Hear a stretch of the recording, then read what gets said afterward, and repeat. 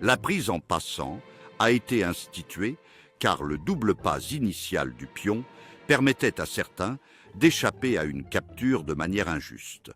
Pour éviter cela et maintenir l'équilibre du jeu, il fut permis de les capturer comme s'ils n'avaient avancé que d'une seule case, créant ainsi ce qu'on appelle la prise en passant. Cette règle fut introduite quand on a permis à un pion d'avancer de 2 cases à son premier coup. Auparavant, les pions n'avaient le droit d'avancer que d'une seule case, mais avec la règle du double pas, il arrivait qu'un pion passe à côté d'un pion adverse sans que ce dernier puisse le capturer, ce qui, avouons-le, ne semblait pas du tout équitable. Faites bien attention, car cela peut paraître un peu complexe au tout début.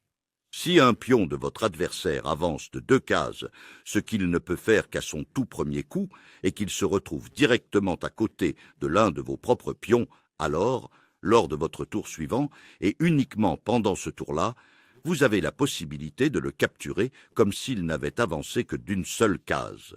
La prise en passant n'est pas seulement un coup pour éliminer un pion. Elle peut aussi ouvrir des lignes et affaiblir la structure de pion de votre adversaire. Par exemple, si vous prenez en passant et que votre pion est avancé sur la colonne centrale, vous pouvez contrôler plus d'espace et préparer des attaques avec vos pièces majeures. Cependant, vous devez bien calculer. Parfois, il vaut mieux attendre et ne pas capturer pour ne pas affaiblir ta propre position. Revoyons ça. Si un pion avance de 2 cases et se retrouve adjacent à un de tes pions, tu as la possibilité de le capturer immédiatement lors de ton prochain coup. Tu déplaces ton pion sur la case située juste derrière le pion ennemi, comme si ce dernier n'avait avancé que d'une seule case, et tu le retires alors du plateau de jeu.